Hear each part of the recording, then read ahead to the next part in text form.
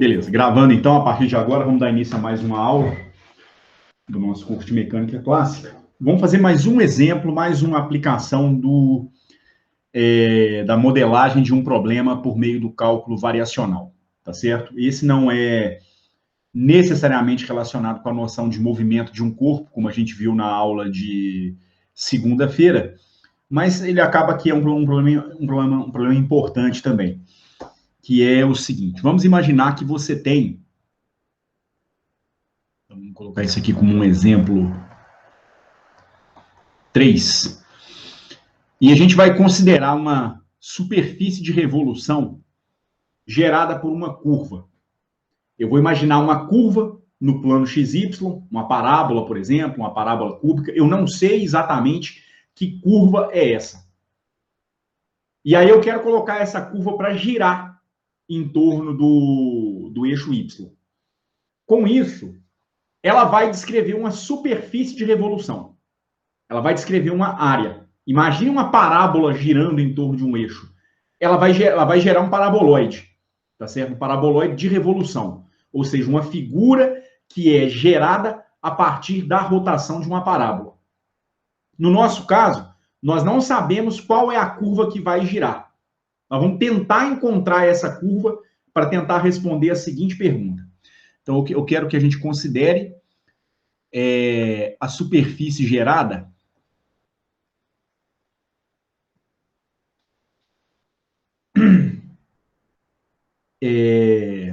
pela rotação de uma linha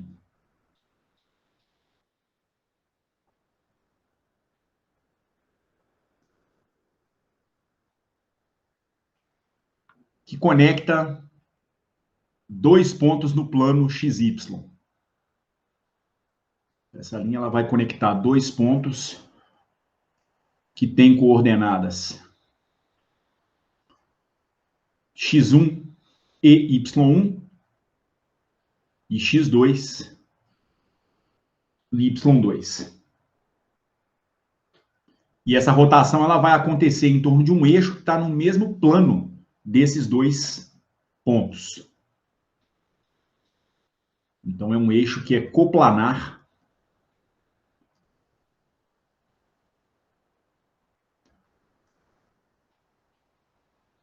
a tais pontos. Vamos encontrar a equação da curva que vai gerar a menor superfície de revolução. Então, encontrar a equação da linha, da curva, né? De modo que a área da superfície de revolução seja um mínimo.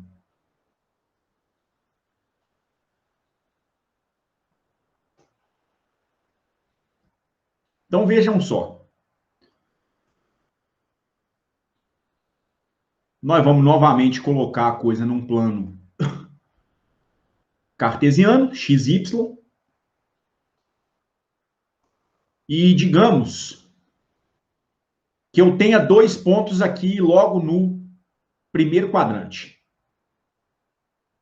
Temos, então, um ponto com uma coordenada x1 e y1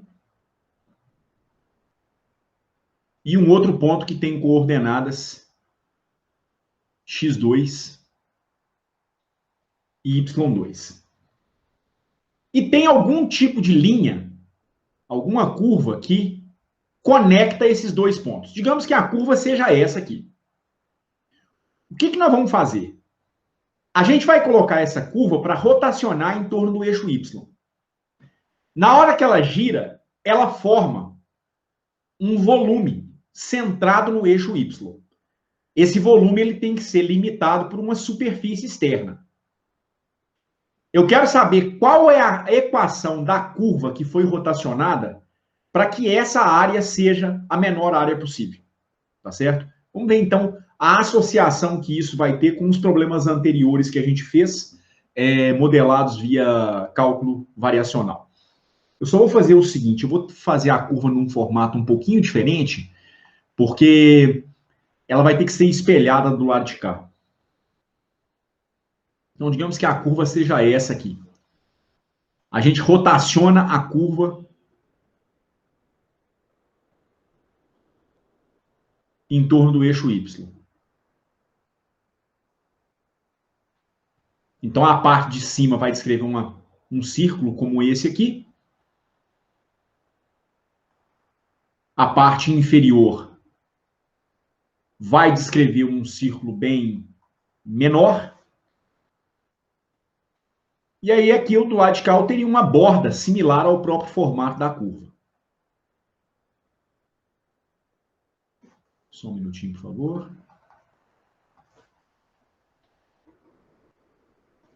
Ok? Só um instante que tem uma pessoa pedindo para adentrar o recinto. Certo? Ora, é um problema onde nós queremos minimizar uma área. Não é um deslocamento que vai ser minimizado. Não é um tempo que vai ser minimizado. É uma área. Nos problemas anteriores, né, no problema em que a gente montou a curva da braquistócrona, nós tentamos encontrar uma curva que gerava o menor tempo de movimento entre dois pontos sujeito a um campo gravitacional uniforme. Então, para isso, o que eu fiz? Eu escrevi o tempo para um pequeno deslocamento e, posteriormente, eu integrei esse tempo. Daí, apliquei a equação de Euler-Lagrange para tentar minimizar esse tempo. Antes, a gente tinha montado dois problemas, um deles foi resolvido, o outro ficou com uma aplicação, desculpe, que foi o seguinte, né? Encontrar a menor distância entre dois pontos num plano. Então, eu montei um pequeno segmento, certo? Integrei esse segmento para poder medir o tamanho da linha que unia esses dois pontos. Apliquei Euler-Lagrange nessa integral, certo? Para poder tentar obter a equação da menor linha que conectava o primeiro ao segundo ponto.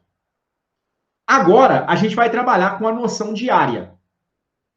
Então, eu tenho que pensar nesse problema numa forma de como começar a escrever uma área de revolução para que, na sequência, essa área possa ser integrada e aí eu aplicar a equação de Euler-Lagrange. O ponto de partida, então, sempre é a escrita de uma equação, a escrita de uma quantidade infinitesimal. Então, eu vou tentar escrever uma área infinitesimal, tá certo? Vejam só. Meu ponto de partida vai ser esse aqui. Eu vou começar em cima da própria curva. Se você anda em cima da própria curva, você então vai formar um pequeno arco de curva que tem um certo tamanho ds. Isso aqui não define para você uma área. Mas se você imaginar esse ds rotacionando, você vai ver que o ds girado pode sim nos dar uma área. Primeiro, como é que o ds vai ser escrito? Vamos usar aquele nosso recurso do zoom novamente. Vamos escrever o ds aqui do lado de fora. E aí a gente vê que ele é formado a partir da composição de dois deslocamentos. É como se houvesse um deslocamento ao longo do eixo x e um deslocamento ao longo do eixo y. Um deslocamento infinitesimal dx, um deslocamento infinitesimal dy. Então, o meu ds pelo teorema de Pitágoras, porque essas duas direções são ortogonais, vai ser igual a raiz de dx ao quadrado mais dy ao quadrado. Conforme eu disse, esse ds não descreve uma área, ele descreve um pequeno segmento da curva. Então, isso aqui é um segmento infinitesimal da curva.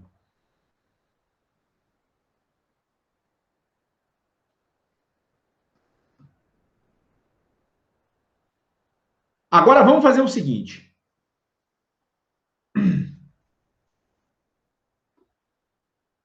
Vamos imaginar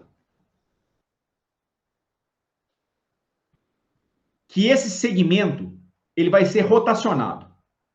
Então, eu vou chamar a atenção nesse momento apenas daquele segmento DS, tá certo? Então, o seu DS ele está aqui, está até mais exagerado, tá certo? Está escrito um pouquinho maior, então um maior. Na verdade, ele deveria ser imaginado como algo bem pequenininho, ok? Então, veja, você vai descrever com essa fita, vamos dizer assim,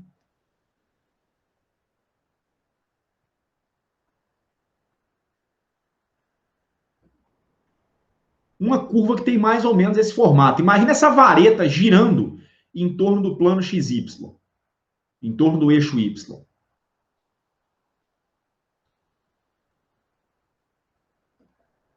Você vai formar uma figura que tem mais ou menos esse formato aqui. Como se fosse uma espécie de uma bacia, mas uma bacia cuja essa aresta, essa borda, tende praticamente para zero. Mas essa é a figura que você vai visualizar em 3 dimensões.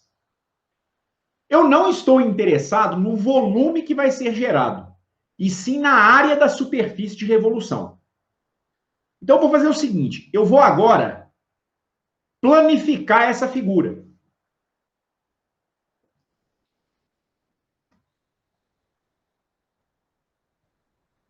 Eu vou planificar a área lateral.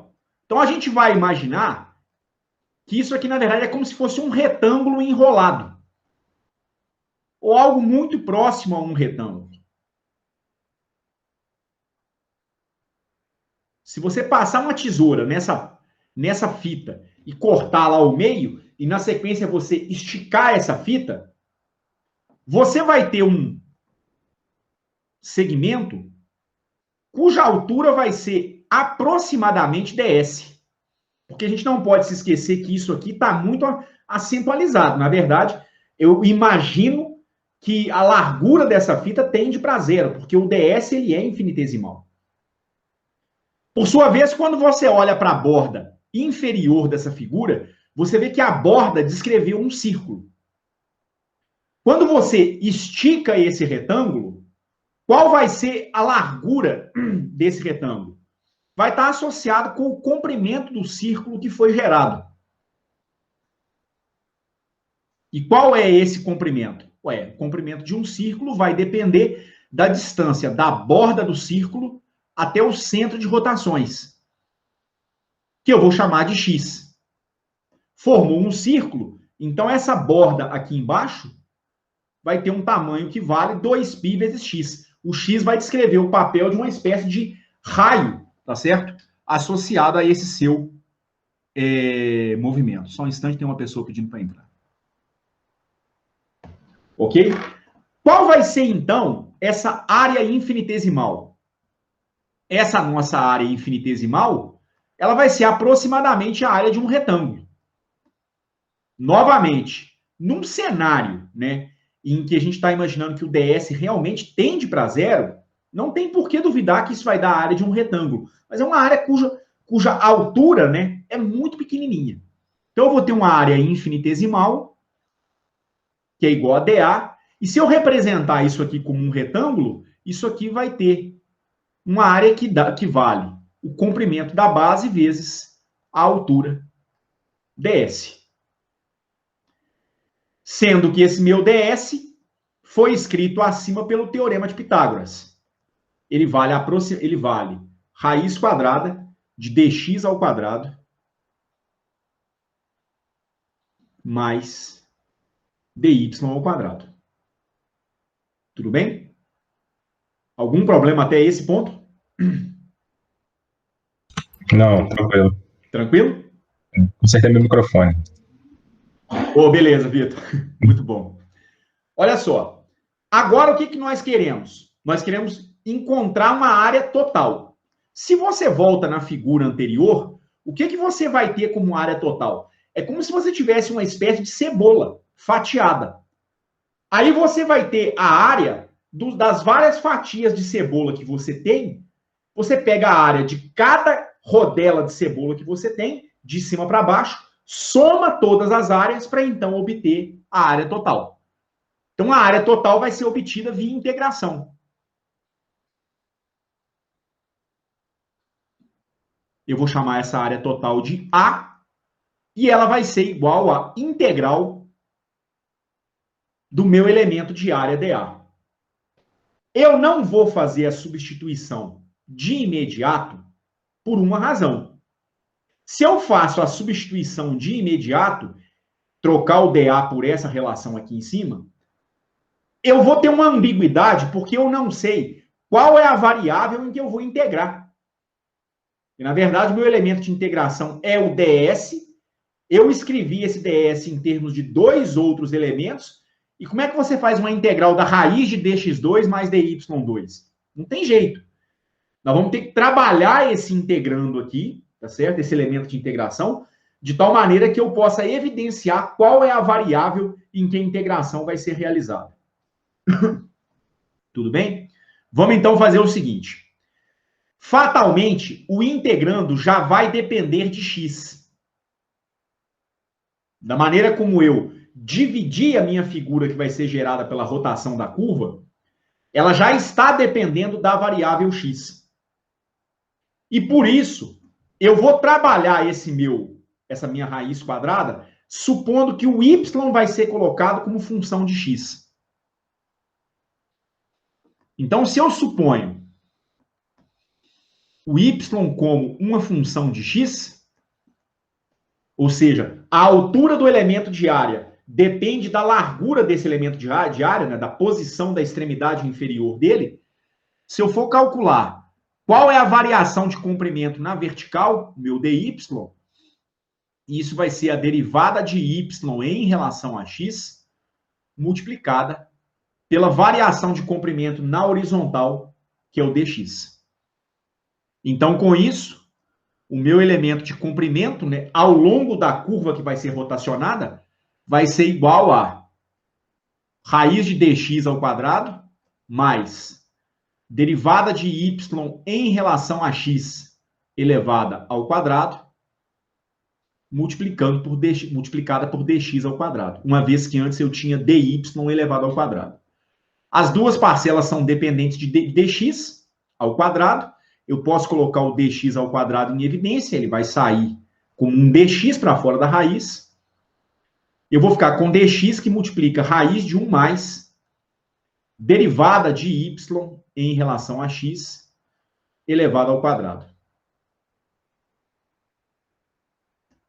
Com isso, agora eu tenho condições de escrever a minha área, entendendo a área como uma figura que vai ser obtida pela integração de uma função integrada na variável x. Então, eu vou ter uma integral que, já que ela vai ser feita na integral x, na variável x, ela vai ser feita dos limites de integração indo de x1 até x2, porque é onde a curva começa e onde a curva termina, ao longo do meu eixo x, do quê? Do elemento de área dA, que era 2πx vezes ds, ou 2πx vezes a raiz quadrada de 1 mais y' ao quadrado integrado em dx. Lembrando que y' é uma notação para a derivada de y em relação a x. Ok? Então, a nossa área, ela vale 2π vezes a integral de x1 até x2, de x que multiplica 1 mais y' ao quadrado integrado em x. Essa seria a expressão da área obtida pela rotação de uma curva para qualquer curva. Qualquer curva plana rotacionada no eixo xy me daria uma área dada por essa expressão. Eu consigo calcular essa área? Consegue, se você souber qual é a curva que foi rotacionada. Nós não sabemos. Portanto, eu também não sei quanto vale o y', que é a derivada da equação da curva em relação a x. Mas você deve esquecer isso, porque não é esse o seu problema. Você não está querendo, de fato, encontrar uma área. Você quer saber qual é a curva que faz com que a área seja a menor possível. Ou seja, você está tentando obter qual é a curva que vai satisfazer a sua equação de Euler-Lagrange. Então, nesse momento, você tem o seguinte. Você vai definir uma função f que depende de x, tá aqui a dependência explícita de x, poderia depender da variável y, que seria a própria equação da curva, e depende da derivada da equação da curva em relação a x. Quem que é essa equação aqui? É uma equação dada em função do y'. Então, o funcional que vai ser minimizado via a equação de Euler-Lagrange é esse meu integrando aqui. É uma função dependente da variável independente x, que eu vou usar como variável de integração, né, para obter a área. Da expressão que define qual é a minha curva, é isso que eu estou tentando obter no final das contas. E do y', que é a derivada da equação da curva em relação a x. Afirmar que a sua área vai ser extremizada, no caso, um mínimo, implica que a gente está dizendo que esse funcional deve satisfazer a equação de Euler-Lagrange. Então, a derivada em relação à variável independente, que é aquela que você usou como variável de integração, do del f, del y', menos del f, del y, é igual a zero. Porque a derivada que aparece aqui dentro, né, da derivada parcial que aparece dentro da derivada em relação à variável independente, sempre é a derivada da função feita em relação à derivada da coordenada, tá certo? É sempre isso. Só que quando você olha para o seu funcional, de cara você consegue perceber o seguinte: o f foi montado de uma forma tal que ele não depende da variável y diretamente. Ele depende implicitamente, uma vez que ele depende da derivada de y em relação a x. Mas não há dependência explícita, uma vez que a variável y não apareceu dentro da sua função. Então, uma vez que ele não depende explicitamente de y, você vai ter uma grande vantagem, que é poder afirmar que o del f del y vale zero. Então, essa parcela na sua equação de Euler-Lagrange já vai desaparecer. Você vai, então, ficar com o seguinte: derivada em relação a x de del f del y'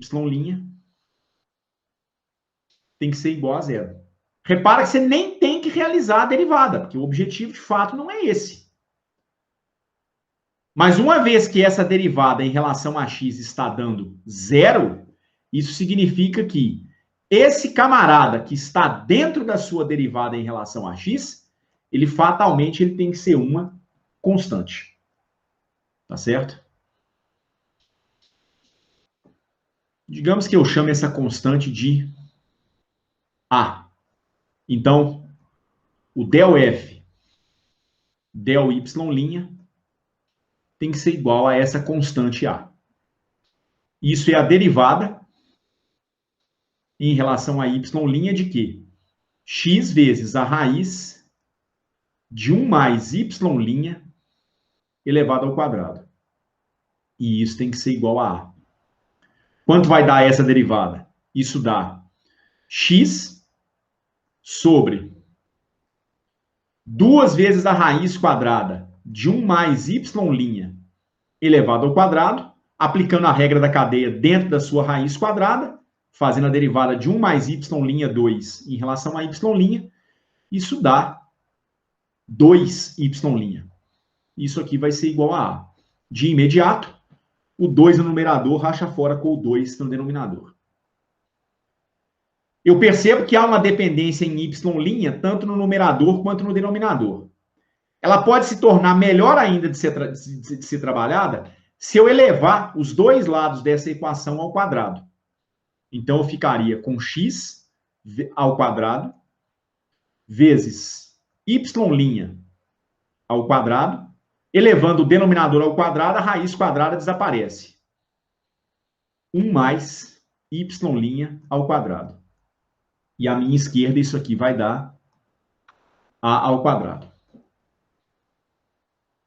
X ao quadrado vezes y' ao quadrado é igual a A2 que multiplica 1 mais y' elevado ao quadrado. Quem nós desejamos encontrar, no final das contas? É a função y. Ah, mas ela não está presente aqui. Está e não está. Ela não está nessa equação explicitamente, mas implicitamente ela está por conta da sua derivada em relação a x. Então, eu vou tentar isolar essa derivada para, num segundo momento, fazer uma integração e aí chegar no resultado final. Tá certo? Chegar no resultado da curva que nós desejamos obter e que minimiza a superfície de revolução. Ok? Então, isolando o y' ao quadrado, nós vamos ficar com x ao quadrado menos a ao quadrado que multiplica y' elevado ao quadrado. Isso aqui igual a ao quadrado. Então, o y' tem que ser igual a, já extraindo a raiz quadrada, dividido pela raiz quadrada de x ao quadrado menos a ao quadrado. Lembrando que o y' é a derivada de y em relação a x. E isso está sendo escrito como a sobre raiz quadrada de x ao quadrado menos a ao quadrado. Essa é a relação que a gente vai integrar no final das contas, tá certo? É possível fazer ainda uma simplificação nessa identidade em razão do seguinte: eu poderia colocar o fator a em evidência aqui nesse meu denominador. Claro que isso não pode ser feito de forma impune, né? Mas se eu colocar o a ao quadrado em evidência, eu ficaria com a sobre a ao quadrado, raiz de a ao quadrado, né? X ao quadrado dividido por a ao quadrado menos uma unidade. Uma vez que eu tenho que fazer uma divisão por A2, né? Para que eu possa colocar o A2 em evidência. De imediato, dá para perceber que esse a ao quadrado vai sair para fora da raiz como um fator a, ele vai ser simplificado com esse a aqui do meu numerador. Então, a derivada de y em relação a x, ela vai ser igual simplesmente a 1 sobre raiz quadrada de x ao quadrado sobre a ao quadrado menos 1. Tá certo? Posso definir uma variável u que é igual a x dividido por a. De tal maneira que x ao quadrado sobre a ao quadrado menos 1 unidade seria reescrito como u ao quadrado menos 1 unidade. Só que, no fundo, eu vou ter que fazer uma compensação no próximo passo que eu vou fazer, porque eu pretendo integrar esse negócio aqui. Eu vou integrar os dois lados dessa relação em relação a x. Então, eu vou ter uma integral de dy dx, da derivada de y em relação a x, integrada em x, e isso teria que ser igual à integral de 1 sobre a raiz de x ao quadrado menos a ao quadrado integrada em x, com o x variando aqui de x1 até x2. Ok? Derivada de y em relação a x multiplicado por dx dá o incremento dy. Aliás, eu nem vou colocar o limite de integração aqui não, porque vai ter uma constante de integração no final mesmo, ok? Do lado esquerdo eu vou ficar com a integral de 1 sobre, com a manipulação que eu fiz, né? Isso aqui vai me dar raiz de u ao quadrado menos 1, que é colocar o a ao quadrado como eu fiz aqui em cima, né? Seria colocar o a ao quadrado em evidência. Na verdade, teria um a aqui em cima também, né? E esse a é eliminado com o a ao quadrado do denominador que vai aparecer aqui, ok? Isso aqui integrado em quê? Não mais em x. Porque eu mudei a minha variável de integração de x, aonde eu integrava raiz de x2 sobre a2, para u, que é uma nova definição da razão entre x e a. Então, eu tenho que integrar em du. du que não foi calculado ainda. Mas já que o u é igual a x dividido por a, calcular o elemento de integração du seria calcular o elemento de x dividido por a. O a é uma constante. Então, du dá simplesmente 1 sobre a vezes dx. dx, então, é igual a vezes du. Então, aqui eu teria a vezes du para trabalhar esse meu problema. A integral de dy é simplesmente y. O a é uma constante. A que multiplica a integral de 1 sobre raiz de u ao quadrado menos 1 integrado em du. O que isso aqui dá? Se você fizer essa integral ou buscar numa tabela de integrais, você vai ver que a integral de 1 sobre a raiz de u ao quadrado menos 1 integrada em u é uma função hiperbólica. Na verdade, é o inverso de uma função hiperbólica. Isso aqui é o arco cujo cosseno hiperbólico é igual a u. Ou é mais uma constante de integração, né? Ou, no nosso caso, arco cujo cosseno hiperbólico é x dividido por a, mais uma constante de integração. Tá certo? Então, a minha curva y, ela vai ser igual a que multiplica quem? O resultado da integral vai dar um arco cujo cosseno hiperbólico é x sobre a, mais uma constante de integração. Aliás, haveria uma constante à esquerda e uma constante à direita. Quando você combina as duas constantes, você vai obter, então, uma nova constante no final. Então, a sua função que gera a menor a menor área de revolução é uma função do tipo arco cosseno hiperbólico. Então, eu vou ficar com a vezes o arco cujo cosseno hiperbólico é x dividido por a, mais a vezes c. O a era uma primeira constante, uma constante do fato da derivada ser igual a zero, lá de trás. O c é uma constante que é resultante dessa integração. Eu vou chamar isso aqui de b, simplesmente. Então, a sua função y de x, ela é igual a vezes o arco, cujo cosseno hiperbólico é o valor de x dividido por a, mais um parâmetro que eu vou chamar de b. E aí, dá para simplificar isso um pouquinho mais? Dá. Dá para escrever isso de uma maneira um pouquinho mais elegante. Nesse momento, eu escrevi a equação da curva y em função de x. Eu poderia também fazer o contrário. Eu posso escrever o x em função do y.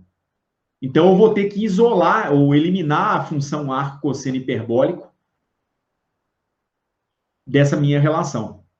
Isolando, então, o B, vou ficar com y menos B dividido por A igual ao arco cujo cosseno hiperbólico é x dividido por A. Para eliminar a função arco cosseno, eu tomo o cosseno hiperbólico dos dois lados. Vou ficar, então, com cosseno hiperbólico de y menos B sobre A. E à direita, o cosseno hiperbólico do arco cujo cosseno hiperbólico é x sobre A, é o próprio x sobre A, é o próprio cosseno que você vai obter novamente. E aí, com isso, eu consigo encontrar uma equação mais simples, né? Para a variável x, escrita em função da variável y. O x é igual a vezes o cosseno hiperbólico de y menos b dividido por A. Essa é a equação da curva que gera a menor superfície de revolução entre dois pontos, x1, y1 e x2, y2. Era essa a resposta que nós queríamos. Claro que você vai poder se perguntar, tudo bem, mas eu não precisaria saber os valores de A e B para eu poder obter essa menor curva de revolução? Sim, precisaria. Como que você vai obter os valores do A e do B? Através das duas condições, dos dois pontos extremos da sua curva. Você sabe que quando o x é igual a x1, o y vai ser igual àquele valor y1. Você sabe que quando o x está na coordenada x2, o y vai ser igual a y2. Então, dá para a gente, utilizando as duas condições de contorno nas extremidades do intervalo, tentar obter quem são essas constantes A e B. Elas vão depender da extremidade da curva que foi rotacionada, das extremidades, melhor dizendo, né?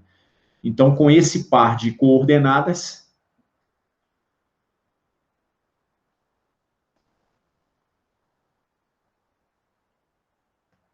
nós vamos determinar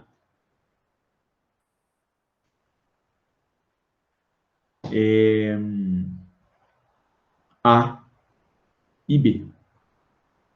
Era isso que faltava para a gente, então, no final das contas. Ok? Antes que eu prossiga, vocês querem perguntar alguma coisa, alguma dúvida?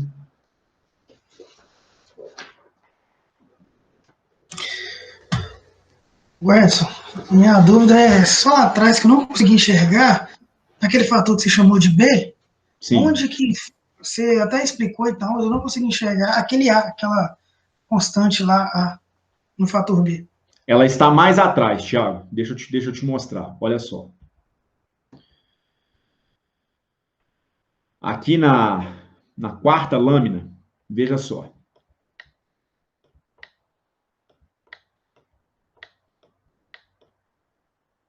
Primeiro, a gente não pode se esquecer do seguinte. Quando você escreveu a equação de Euler-Lagrange, você tomou como ponto de partida isso aqui. A derivada em relação a x do del f, del y' menos o del f, del y igual a zero. Esse aqui foi teu ponto de partida. Só que a função que você está buscando para satisfazer a equação de Euler-Lagrange, que em tese depende de x, y e y', ela é dada pela raiz quadrada, aliás, melhor dizendo, ela é dada por x vezes a raiz de 1 mais y' elevado ao quadrado. Onde o y', ele é igual à derivada de y em relação a x. Portanto, quando você olha para o seu integrando, aquele cara que está dentro da integral, que te dá a área da curva rotacionada, você vê que não há uma dependência explícita do y. Então, na equação de Euler-Lagrange, a derivada do f em relação a y seria zero. Por consequência, você tem o seguinte. A derivada em relação a x da derivada de f em relação a y' tem que ser igual a zero, uma vez que esse termo aqui, o del f, del y, ele se anulou. Tudo bem? Sim. Agora, veja só. Se você tem a derivada de alguma coisa, qualquer que seja essa coisa, e essa derivada te dá como resultado zero, é porque essa coisa que foi derivada tem que ser uma constante. E eu vou chamar essa constante de A. Então, esse A que você não tinha enxergado no primeiro momento, ele aparece do fato de que a função que você está utilizando para satisfazer a equação de Euler-Lagrange, ela não tem dependência explícita com y. Então, del f, del y dá zero.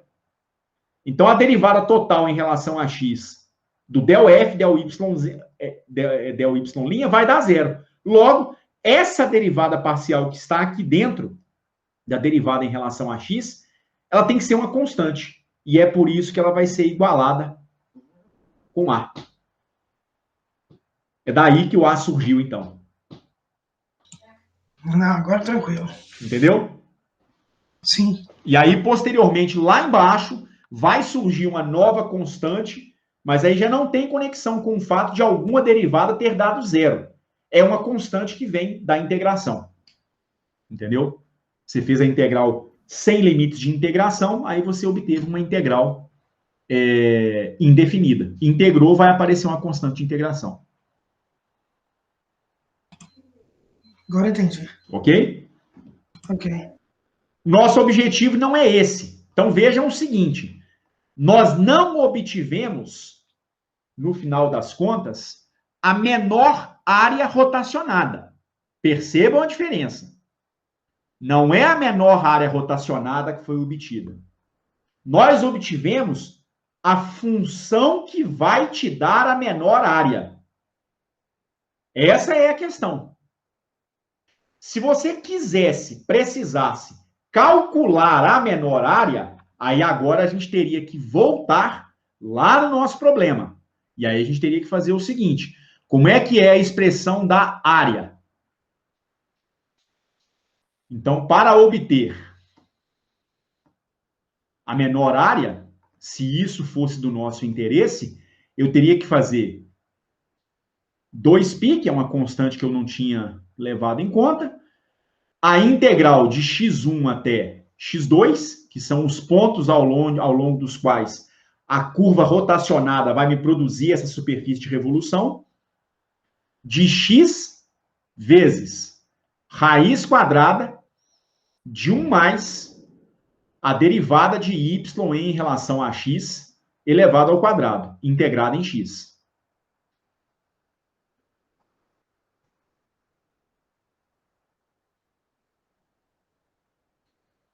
Então, para obter a área rotacionada, aí agora você teria que fazer o seguinte: você teria que pegar a equação para y. O y é o quê? O y de x, ele deu aquela que vai te gerar a menor área, né? Não é para um y qualquer.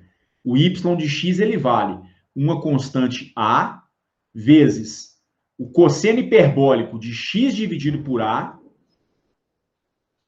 mais b. O que você vai ter que fazer? Aí você tem duas opções. Aliás, não é nem cosseno hiperbólico, né? É arco cosseno hiperbólico. É até mais enjoado no final das contas. É arco cosseno hiperbólico de x dividido por a. O que você vai ter que fazer? Você vai ter que calcular a derivada de y em relação a x. Aí a derivada do b, que é uma constante, é zero. O a é uma constante multiplicativa, sai para fora da derivada. Você tem que fazer a derivada em relação a x do arco, cujo cosseno hiperbólico é x dividido por a. Isso aqui vai te dar o y'. Então, você teria que derivar a equação da curva obtida. Para aí voltar no problema para calcular a área que vai ser gerada. Tá certo? Isso aqui daria A vezes derivada do arco cosseno hiperbólico do argumento, se eu não estou enganado, vai dar 1 sobre x ao quadrado sobre a ao quadrado menos 1. Tem que ser isso, né? Porque no final das contas, aliás, dá a raiz disso, né? Se a integral de 1 sobre essa raiz me cuspiu o arco cosseno hiperbólico, se eu derivar o arco cosseno hiperbólico, eu volto nessa função dentro da minha integral. Então, dá a vezes 1 sobre a raiz quadrada de x2 sobre a ao quadrado menos 1. Então, agora, o que a gente tem que fazer? Tem que voltar aqui em cima com essa expressão, para daí a gente tentar obter a área. Não quer dizer que vai ser fácil, porque a integral ela ainda pode ser complicada o suficiente. Eu estou dizendo que esse é o mecanismo pelo qual a área seria calculada. Tá certo? Depois de obter a curva que te minimizou o funcional, obtida essa curva, se você tiver interesse em obter o menor valor do funcional, você tem que pegar essa curva e voltar na integral que você tinha anteriormente. Tá certo? Esse seria o procedimento a ser adotado. Tá bom?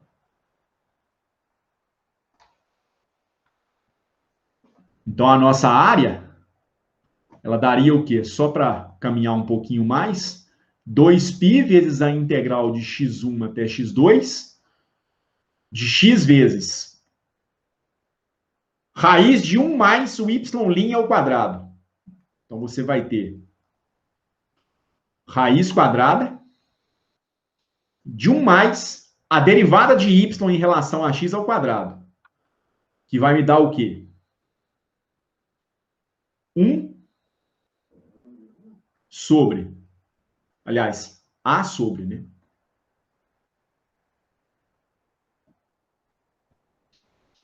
A sobre, a raiz quadrada elevada ao quadrado vai ser eliminado, aqui vai virar um A ao quadrado também, que a derivada é proporcional a A, mas ela é elevada ao quadrado dentro do meu funcional, então vai dar A ao quadrado, a raiz quadrada é eliminada,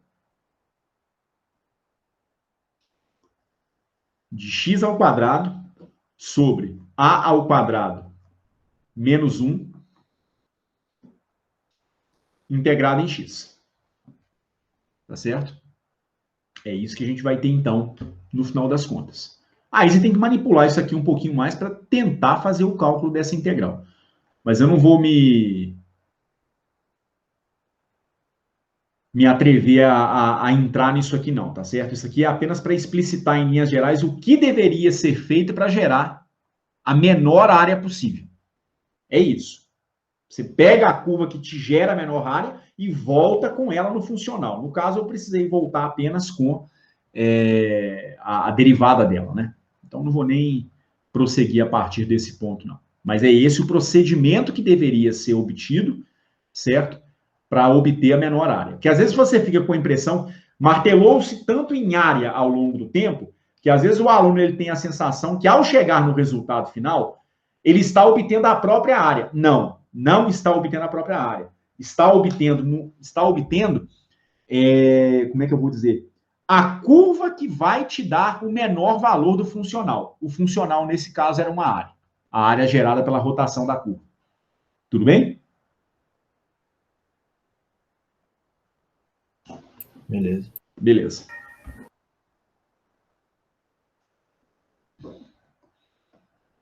Dando prosseguimento, então, gente, o que pode acontecer, antes da gente começar a falar da equação de Euler-Lagrange aplicada em problemas de mecânica, o que será que pode acontecer quando você tem um funcional que depende de mais de uma variável? Porque, no nosso caso, os exemplos que nós resolvemos até agora, os funcionais, eles sempre estavam dependentes de uma variável independente, a derivada da variável dependente e, eventualmente, pode depender da própria variável dependente. Eventualmente. Então, em tese, depende de x, que é independente, depende da variável dependente e da sua derivada.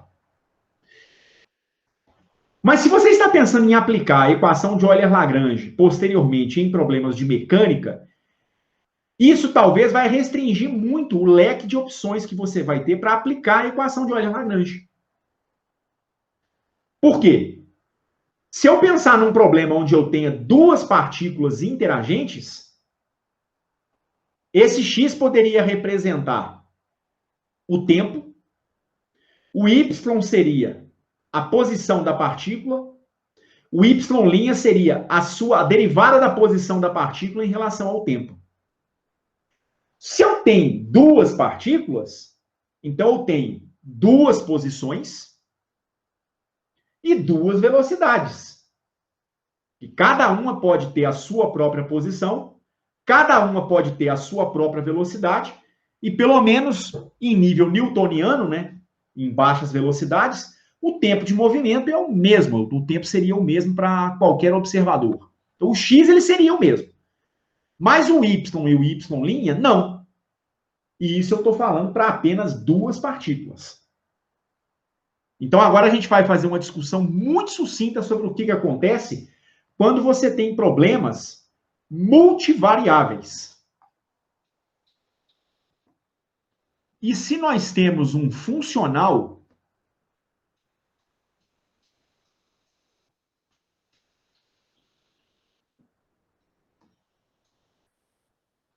que depende de várias variáveis. O que vai mudar? Eu não vou perder tempo, gente, com a demonstração disso não, tá? Vocês podem encontrar essa demonstração no Goldstein ou no livro do Nivaldo Lemos. Mas ela segue exatamente os mesmos passos que a gente seguiu para o caso univariável. Tá certo? É exatamente a mesma coisa. Exatamente a mesma coisa. Mas a gente tem muito assunto para ver ao longo do curso, então eu vou ser mais pragmático nesse ponto, tá certo? Se o funcional vai depender de várias variáveis, eu estou imaginando um funcional caracterizado por uma certa integral, descrita por uma função f, que depende de uma variável independente x, de uma variável y dependente de x, de uma variável y2 dependente de x, etc, etc, etc, até uma variável yn dependente de x. E pode ser que, além da dependência com essas várias variáveis, dependa também das derivadas dessas funções. Então, pode ser que haja uma dependência com um y' de x, que é a derivada do y1 em relação a x, a derivada do y2 em relação a x, etc, etc, etc, até chegar na enésima derivada em relação a x. Então, é um funcional, vamos dizer assim, mais robusto do que o que a gente viu até agora, dependente de apenas uma única variável, né? Até o momento, a gente assumiu a dependência com apenas uma variável, certo? Só que tem problemas aonde você pode ter o funcional dependente de várias variáveis, certo? Como que a gente vai proceder, então, nesse caso? Uma das coisas que a gente tem, por exemplo, imagina que você tem uma situação como essa aqui.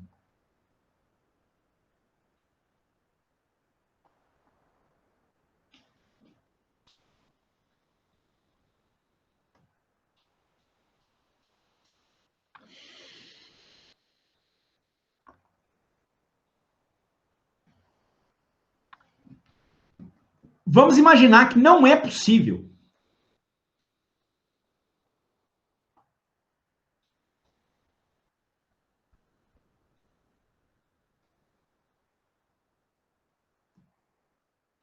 ou que não seja possível,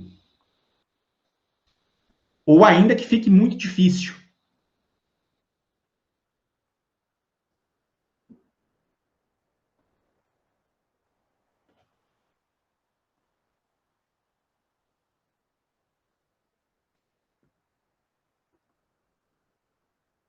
a expressão resultante seja muito complexa. O que eu estou querendo dizer? Aonde eu quero chegar? Digamos que não seja possível, ou que a expressão resultante seja muito complexa, para se escrever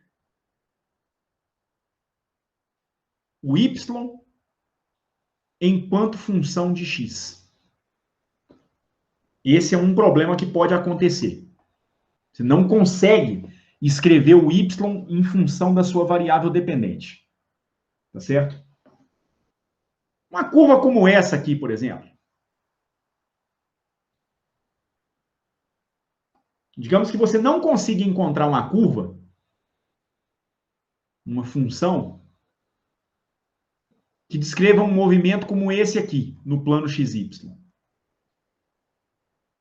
Esse é um caso em que, se você vai sair desse ponto 1, vai descrever essa curva e vai chegar aqui nesse ponto 2, o movimento de uma partícula regido por uma curva como essa aqui já possui esse inconveniente.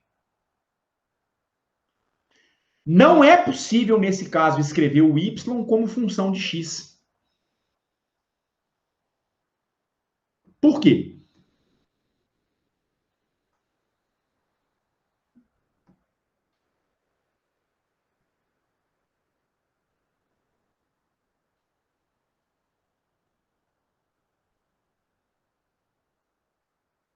Porque uma função você vai estar fazendo um mapeamento de um número para outro número, vamos colocar assim. Quando Sim. você traça uma reta vertical, você vê que o y ele tem mais de um valor referente a um valor de x. Exatamente. A noção de função, como a gente conhece no conjunto dos números reais, ela é indefinida nesse caso. Quando você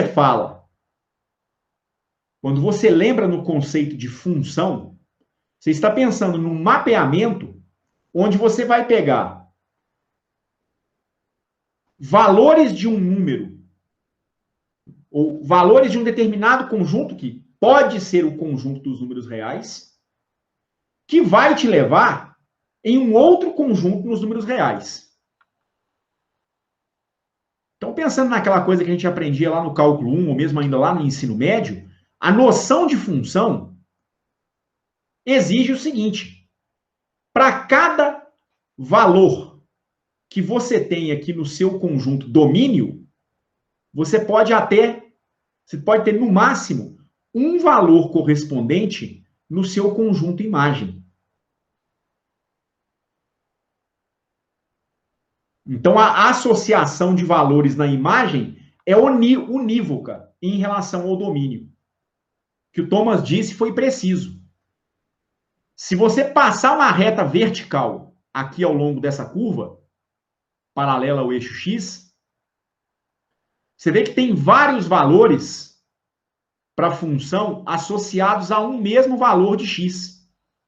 Você marca esse valor de X aqui, você tem esse valor correspondente na sua curva, você tem esse outro valor correspondente na sua curva, e ainda tem esse outro valor cá embaixo ainda. Então, um valor de x está associado a 3 valores de y.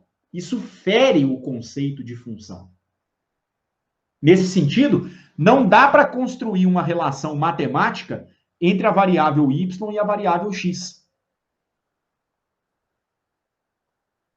O que talvez a gente possa fazer para tentar contornar esse problema é uma parametrização. Então, é necessário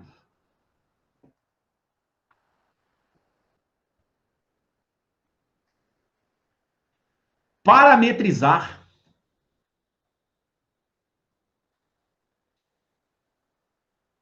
as variáveis x e y em termos de uma variável comum.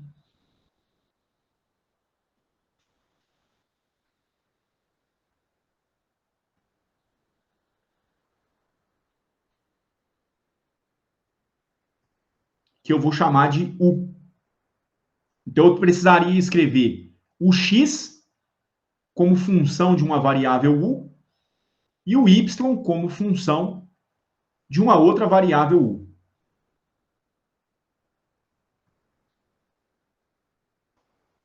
O exemplo mais mongoloide que a gente poderia dar, e ao mesmo tempo é o melhor exemplo que a gente pode dar. Vamos imaginar o movimento de uma partícula no círculo.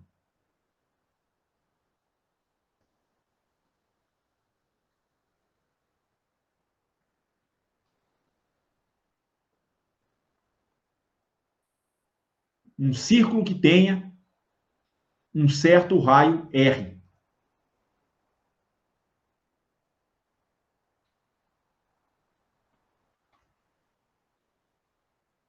Claramente, ao longo de um círculo, você tem uma situação parecida com aquela que nós colocamos agora há pouco. Digamos que a partícula se movimente nessa direção e nesse sentido. Digamos que ela esteja aqui. Por exemplo, nesse instante, né? Aqui eu tenho o eixo X, aqui eu tenho o eixo Y. E isso aqui representa para mim um círculo de raio R. Pronto, a noção de função não é bem definida aqui. Porque para esse valor de X, eu posso ter tanto uma contrapartida no primeiro quadrante, quanto posso ter uma contrapartida no segundo quadrante. Então, até nesse caso, é possível escrever uma relação de y em x, que seria a equação do círculo. Mas ela não designa uma função. Então, o que a gente deveria fazer? Tentar encontrar uma variável da qual tanto o y quanto o x dependam simultaneamente. A essa variável, nós damos o nome de parâmetro. É uma variável que será comum às suas duas ou mais variáveis que você tenha no seu problema. Pode ser que você tenha mais de uma variável. Mais de duas variáveis, pode ser 3, 4, 1 milhão, enfim. Você tem que tentar encontrar uma variável na qual você possa escrever todas as outras como funções dela. Nesse caso, isso é muito fácil. A melhor variável que pode servir como um parâmetro é uma variável angular, um θ. E aí eu vejo que a coordenada x seria um cateto adjacente a esse ângulo θ. Então, o x escrito em função de θ seria o quê? Já que o x é cateto adjacente ao ângulo θ, você tem aqui um triângulo retângulo com uma hipotenusa de raio R, de valor R, o x vai ser R cosseno de θ. E o y, que é um cateto oposto ao ângulo θ, vai ser igual a R seno de θ. Pronto. Você encontrou um parâmetro, tá certo? Uma variável para a qual você pode escrever tanto o x quanto o y simultaneamente, tá certo? É uma variável angular. Se é um movimento circular uniforme, por exemplo, como uma primeira aproximação que a gente poderia pensar,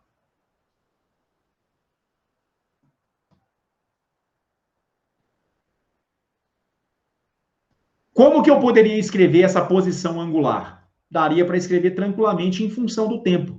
A velocidade angular é a derivada da posição angular em relação ao tempo.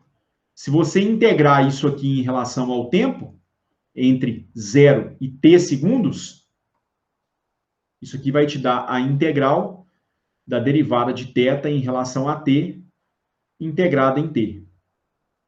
Isso aqui vai te dar a integral em dθ.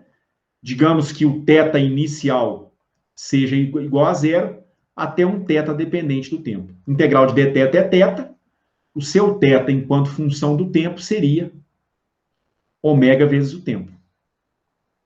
Então, a sua posição vai ser a posição x vai ser parametrizada em função do tempo, como R cosseno da velocidade angular vezes o tempo.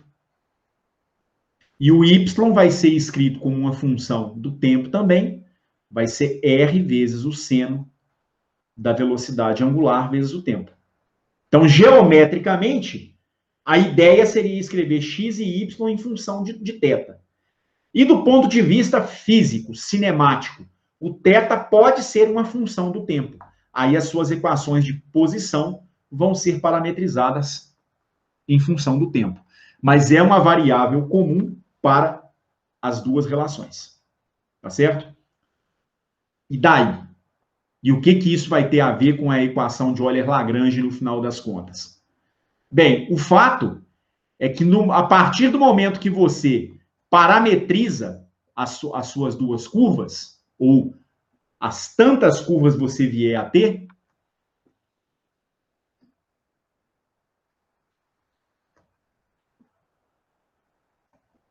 após a parametrização, você tem o x escrito como uma função de u.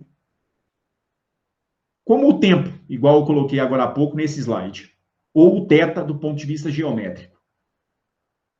E o y escrito também como uma função de u. E daí? Daí o seguinte.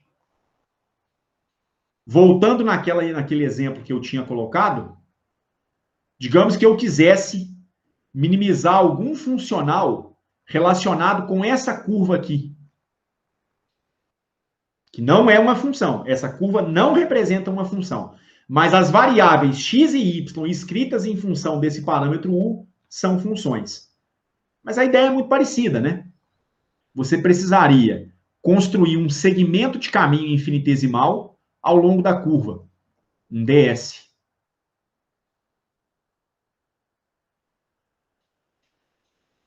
Como é que você vai escrever esse ds? Geometricamente, o seu ds depende de um deslocamento em x e de um deslocamento em y. Então, depende de um dy e de um dx. E do teorema de Pitágoras, você tem que ds seria raiz quadrada de dx ao quadrado mais dy ao quadrado. E daí? Daí agora você vai se lembrar que o x é uma função de u. Como o x é uma função de u, ou foi parametrizado em termos dessa variável u, quem será o dx? Derivada de x em relação a u vezes du. E se o y é uma função de u, então o seu dy vai ser derivada de y em relação a u, du. Reparem que antes eu assumia o seguinte: como é que eu trataria esse problema se eu não precisasse fazer a parametrização? Eu assumiria que o y é uma função da coordenada x. E aí, com isso, o dy seria simplesmente uma derivada de y em relação a x multiplicado por dx. E eu escreveria o elemento de comprimento ao longo da curva em função da raiz de dx ao quadrado na primeira parcela e também dx ao quadrado na segunda parcela.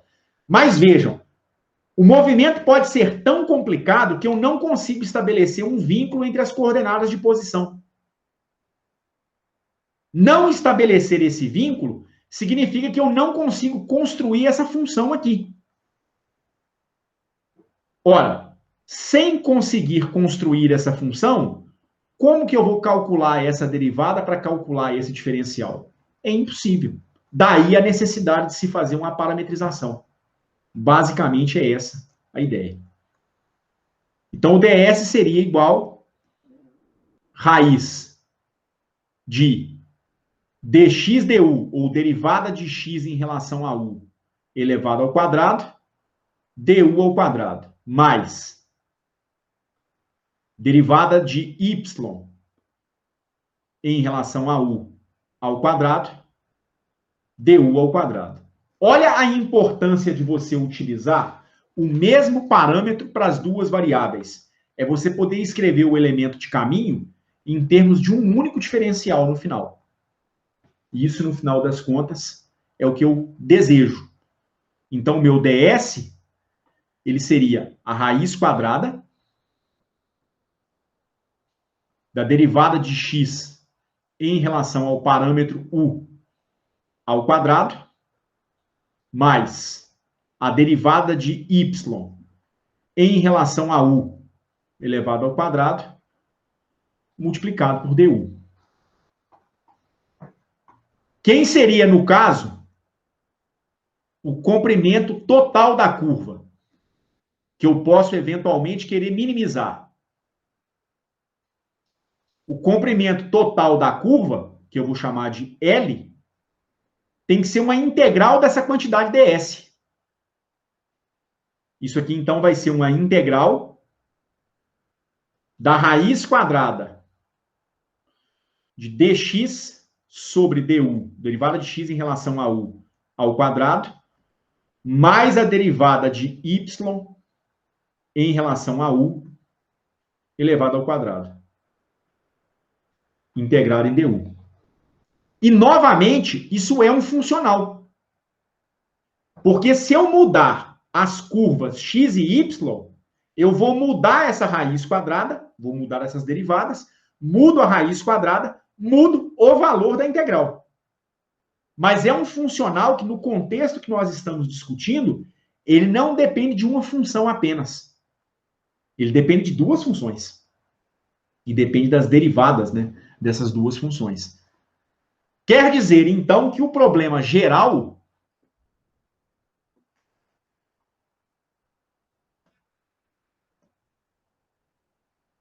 ele vai poder ser escrito da seguinte maneira.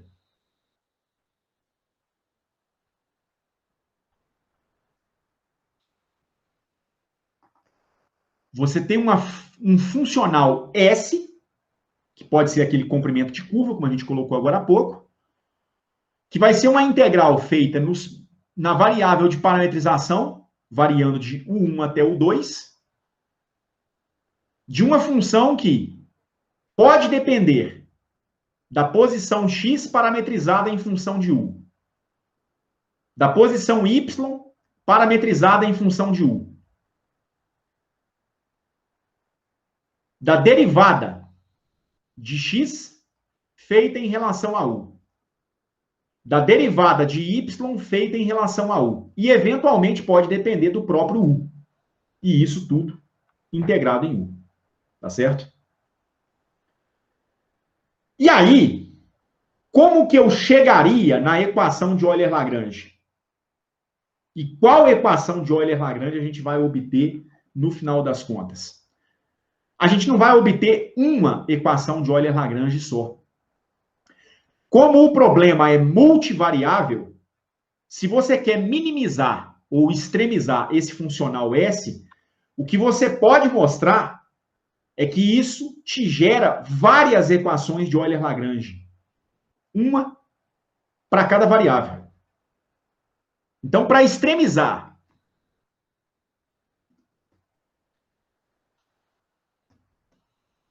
o funcional S, o que a gente faz? A gente imita o que a gente fez lá atrás. A gente define uma função x, dependente do parâmetro u, que é a função x de u mais uma deformação. Um alfa vezes uma correção dependente de u. Se vocês assistirem de novo as nossas aulas, acho que da semana passada, vocês vão se relembrar disso. Então, esse x de u seria a minha função em x, vamos colocar da seguinte forma, correta.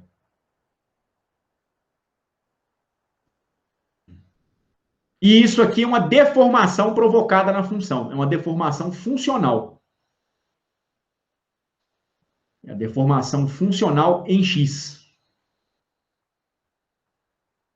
Você também vai ter uma função y de u, que vai ser igual a y de u, que é a função correta na coordenada y, mais um parâmetro beta, vezes uma função eta de u.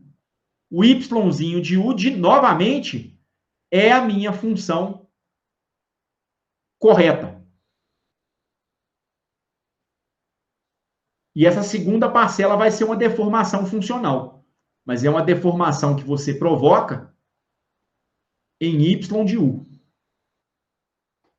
E você pode fazer quantas deformações você quiser, no final das contas. Ao fazer a extremização do funcional, você calcula, imitando o que a gente fez na semana passada, a derivada do funcional S em relação a alfa e exige que essa derivada dê zero. E faz a derivada do S em relação a beta e exige que essa outra derivada dê zero. O que você vai ter dessas duas derivadas como consequência? Você vai ter isso aqui. Você vai mostrar que a condição para extremizar o funcional em relação a essas duas variáveis te dá duas equações de Euler-Lagrange. A função f que extremiza o funcional tem que satisfazer inicialmente isso aqui. A derivada em relação ao parâmetro u de del f, del x' menos del f, del x igual a zero. Então, uma equação de Euler-Lagrange para a variável x, pode ser a posição de uma partícula no eixo x, x', que é a derivada de x em relação ao parâmetro u, e isso derivado em relação ao próprio u. O u, em geral, para nós, na mecânica, vai ser o tempo. E o x', então, vai ser uma velocidade. Tá certo? Pode ser uma velocidade angular, pode ser uma velocidade de translação. Mas, em geral, é uma velocidade.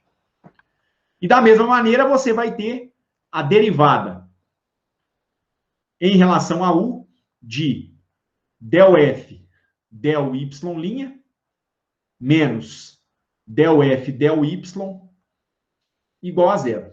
O y' vai ser igual a dy du. Eu não estou demonstrando isso, viu, gente? Eu estou apenas dizendo que vocês vão seguir passos semelhantes ao que nós fizemos para o problema univariável no problema multivariável. A filosofia, no final das contas, ela é a mesma. Tá certo? Pô, Edson, na hora daquela regra da cadeia lá, deve dar para separar, né? Dá para separar. Então. Entendi. Dá para separar. Você vai conseguir fazer uma regra da cadeia, Thomas, para cada parcela diferente. Porque, no final das contas, quando você vai calcular a variação em S, né, veja só. O S, ele é, no final das contas, uma integral feita de U1 até U2 da sua função f,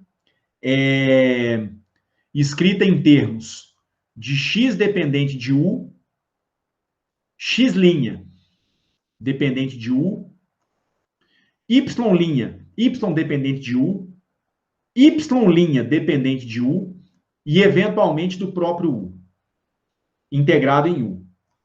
Você vai calcular a variação total em S, que a gente chama de ΔS. Essa operação significa que você vai mexer nas funções que compõem esse seu integrando. E ela pode ser cambiada com a integral. Você pode, então, primeiro realizar a variação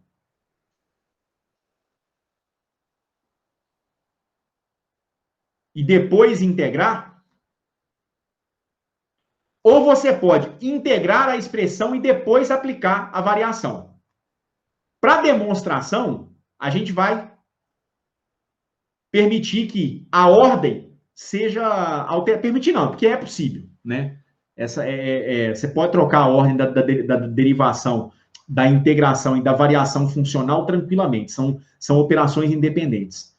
Então, você pode calcular a variação do f enquanto função de x, x', y e y' e, eventualmente, do próprio u, integrado em du. Como é que você vai calcular isso aqui? Para você calcular isso aqui, você vai fazer os mesmos passos que a gente fez para a função de uma variável. E aí você vai perceber que tudo aquilo que você fez para o par x, x' vai ser replicado para o par y, y'. Por isso que na hora de fazer a integração por partes, vai ter uma integração para a parte dependente em f e uma integração para a parte dependente em y, completamente separadas. Então, dá para realizar a integração por partes na parte em x, de forma independente da integração por partes que você faz na parte em y. Entendeu? E é daí que você vai desacoplar o problema e gerar uma equação de Euler-Lagrange para cada par de variáveis. Tá certo? E nesse caso eu poderia ter x, x', y, y', z, z', h, h', quantas forem as variáveis que você tem. Pessoal, em que ponto vocês não pararam de acompanhar? Firewall do demônio esse da UFSJ, viu? Você tava terminando de explicar como é que ia surgir as múltiplas equações de Euler-Lagrange. Isso ficou razoavelmente claro? Para mim ficou, não sei o pessoal, porque eu já tinha experiência com esse formalismo. Então tranquilo também. Por enquanto, tranquilo também. Na hora que eu ver o vídeo de novo aqui, vou ver direitinho. Eu acho o seguinte, Thiago, eu acho que o que vale a pena ser feito? Eu acho que vale a pena vocês darem principalmente vocês, que nunca tiveram contato com o formalismo lagrangiano, eu acho que vale a pena vocês tentarem ou assistir às aulas, ou pelo menos replicar as notas de aula que a gente fez, e eu estou colocando o PDF lá no portal para vocês. Que a partir disso você vai começar a ganhar segurança com a coisa. E aí é o seguinte, refaça o problema para uma variável de novo. Refaça esse problema novamente, tá certo? Depois, você vai tentar estender a sua linha de raciocínio para duas variáveis. Mas não precisa ser da sua cabeça, não. Esses passos que eu coloquei aqui são passos gerais para você entender o que os livros vão fazer. E isso está feito no livro do Goldstein, do Nivaldo Lemos e do Marion Thornton. Eu só estou descrevendo os passos que eles vão fazer. Mas eu posso garantir para você, tudo o que vai ser feito vai simplesmente estender o que foi feito em uma variável para duas variáveis, 3 ou N variáveis. Tá certo? Ok. A linha de raciocínio é exatamente a mesma. Não tem malícia nenhuma, não tem sacanagem nenhuma no meio do caminho, não. E aí, o que vai acontecer? Se você tem um número arbitrário de variáveis, certo? Digamos que você tenha, por exemplo, um total de N partículas. Se você tem N partículas se movimentando, então você pode se preparar para trabalhar com 3N coordenadas. Por quê? Porque cada partícula vai ter uma coordenada, ou pode ter uma coordenada x, uma coordenada y e uma coordenada z.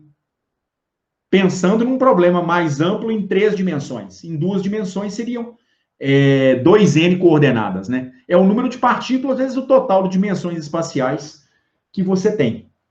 Então, você tem x1, y1, z1 para a primeira partícula, x2, y2, z2 para a segunda partícula, etc, etc, etc, até você ter x3, xn, perdão, yn,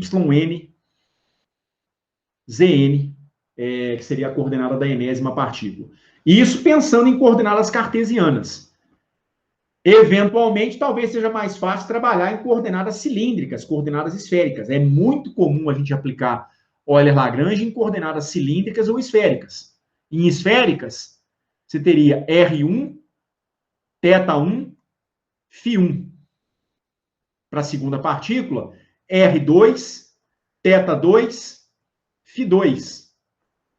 Por fim, para a enésima partícula, a posição radial dela, Rn, um ângulo θn e um outro ângulo φn. Isso aqui já em coordenadas esféricas, né?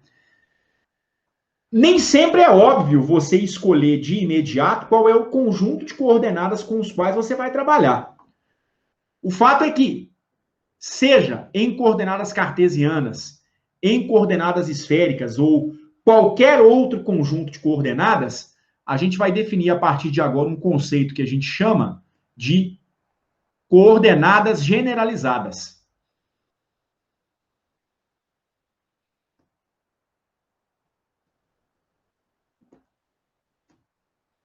E aí é você que vai escolher, no final das contas, qual é o melhor conjunto de coordenadas generalizadas para você poder abordar o problema.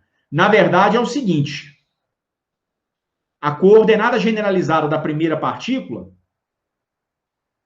ela representa, na verdade, o conjunto de coordenadas da primeira partícula. x1, y1, z1. É um ponto no espaço onde a partícula pode ser localizada, que a gente chama de espaço de configurações. Ou R1, θ1, φ1. Então, em geral, por coordenada generalizada, a gente dá o nome a um ponto localizado por 2 ou 3 coordenadas espaciais. Ou uma coordenada espacial, se o problema for apenas em uma dimensão, né? Em 2 dimensões serão 2 coordenadas, em 3 dimensões serão 3 coordenadas. Mas o nome coordenada generalizada, a partir de agora, vai se referir a um ponto, com 1, 2 ou 3 coordenadas, dependendo da maneira como o seu objeto é localizado. Por exemplo,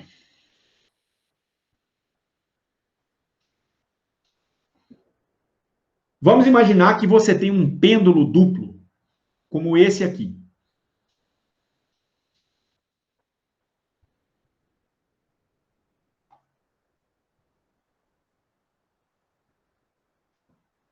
Só para vocês terem uma noção de como a noção de coordenada generalizada pode ser interessante para a gente.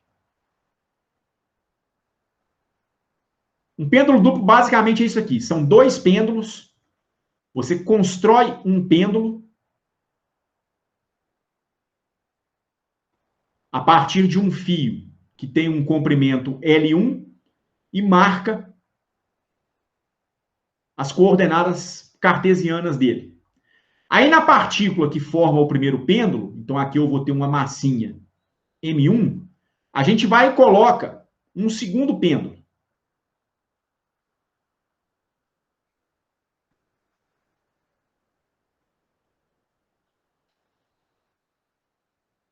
Então, aqui eu vou ter uma massinha M2.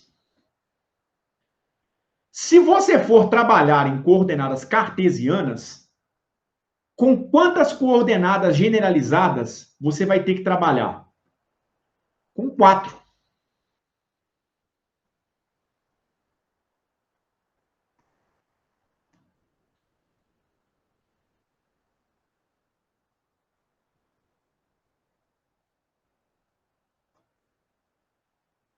Você vai precisar de 4 coordenadas.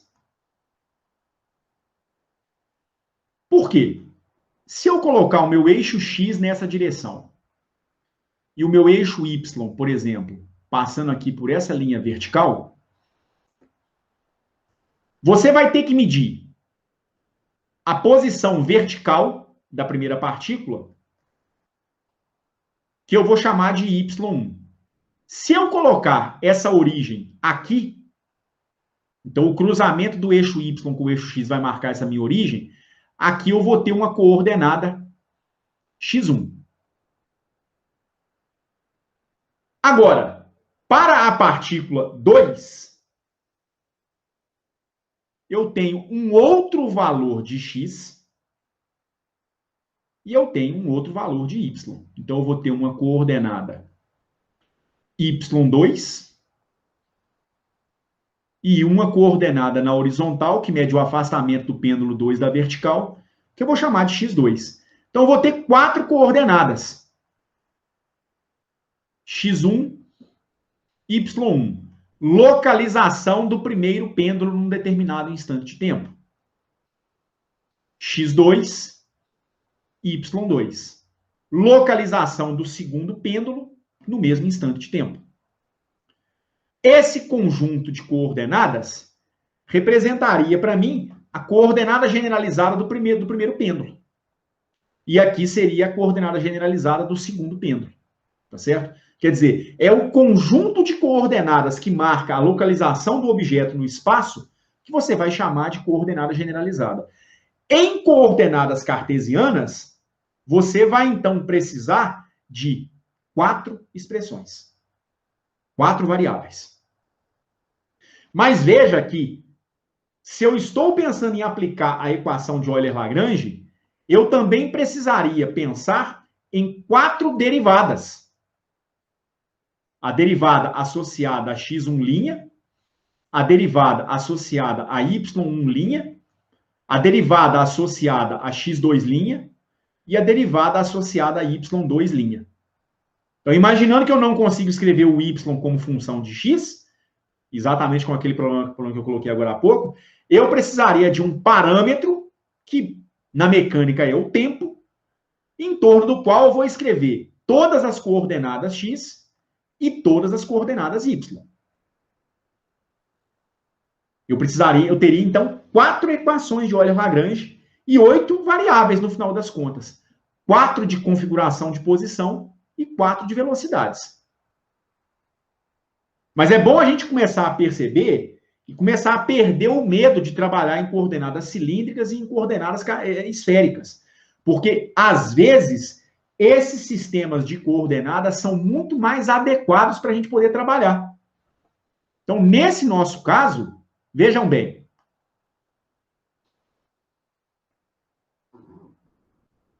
Está aqui o seu primeiro pêndulo.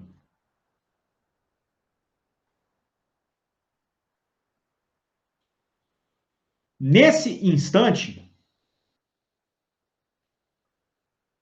você tem uma posição angular θ1 do pêndulo, do primeiro pêndulo, em relação à origem. Aí você traça uma linha vertical que passa pelo segundo pêndulo. Marca a posição angular do segundo pêndulo. Então, aqui eu vou ter a massinha M1, aqui eu vou ter a massinha M2. Aqui eu posso ter um ângulo diferente, θ2. Continuo tendo, assim como antes, as mesmas coordenadas cartesianas. x1, x2. y1, a altura do primeiro pêndulo em relação à origem, e y2. Só que é o seguinte, o primeiro pêndulo tem um comprimento que eu vou chamar de L1. O segundo pêndulo tem um comprimento L2. Você olha da sua figura e você vê que o x1 é um cateto oposto a esse ângulo θ1. Ele seria igual a L1 seno de θ1. Já o y1 seria igual a L1 cosseno de θ1. Isso vai depender, viu, gente? A maneira como a altura vai ser escrita, ela vai depender de onde você vai colocar o ponto de referência. Se eu colocar o ponto de referência aqui em cima, é assim que eu escreveria o y. Eu poderia colocar os pontos de referência na posição de equilíbrio dos dois pêndulos. Mas isso é irrelevante, depois a gente vai discutir isso com mais calma. Mas geometricamente seria isso no final das contas. E o x2? x2 vale x1 mais L2 seno θ2. E o y2? Ele é a altura y1 mais L2 cosseno de θ2. O x2, então, seria x1, que é L1 seno de θ1, mais L2 seno de θ2. O y2 ele vale L1 cosseno de θ1 mais L2 cosseno de θ2. Tá, mas as coordenadas ficaram mais complicadas, né? Mais ou menos. Em coordenadas cartesianas, se eu for tentar estudar o movimento desse pêndulo em coordenadas cartesianas, eu vou precisar construir uma equação de Euler-Lagrange para x1, uma para y1, outra equação para x2 e outra equação para y2. Seriam 4 equações de Euler-Lagrange. Mas veja o seguinte, os comprimentos do pêndulo são fixos. Eu não estou imaginando que esses pêndulos encurtam com o tempo. Dá para pensar num problema assim. Imagina que aqui em cima haja um buraco e à medida em que os pêndulos vão oscilando, o Thiago ele vem puxando essa ponta do pêndulo e aí o L1 vai variando com o tempo e o L2 vai variar posteriormente também. É possível pensar dessa forma, mas não é o molas, né? Ou molas. Eu poderia colocar molas aqui, ao invés desses fios. É uma outra vertente para esse problema também. Mas não é isso que eu estou pensando, pelo menos por enquanto. Então, esses comprimentos são fixos. Então, enquanto em coordenadas cartesianas eu teria 4 equações de Euler-Lagrange, vocês reparem que o x e o y, x1 e o y1, são descritos em função da mesma variável, θ1. Então, talvez seja possível escrever a lagrangiana em coordenadas cartesianas, onde eu teria 4 equações de Euler-Lagrange. Mudar para coordenadas polares, onde eu vou ter apenas 2 variáveis, o θ1 e o θ2. A gente deve fazer isso nos próximos dias. Quem fez métodos A comigo no semestre passado fez esse problema. Mas a gente deve fazer isso com calma novamente em alguns dias. Você lembra desse problema, Kevin? Sim, você fez ele no finalzinho ali, né? No finalzinho de métodos, não foi? Acho que até na última aula. Acho que foi, se não me engano foi. Ao escolher trabalhar com coordenadas polares, eu iria trabalhar com 2 posições angulares, θ1 e θ2. E não com 4 localizações, x1, y1, x2, y2. É que encontrado o θ1, o x1 e o y1 estão sepultados. Encontrado o θ2, o x2 e o y2 estão sepultados. Então, em coordenadas polares, a gente vai perceber que a gente vai poder trabalhar com apenas 2 equações de Euler-Lagrange. Uma para θ1 e uma para θ2. Tá certo? Então, os nossos problemas, a partir de agora, eles vão ter essa característica. Na aula que vem, a gente vai definir o que é a função lagrangiana. Aí a gente vai começar a utilizar a equação de Euler-Lagrange, de fato, ao que nos interessa, em problemas mecânicos, tá certo? E aí a gente vai começar a discutir esses aspectos.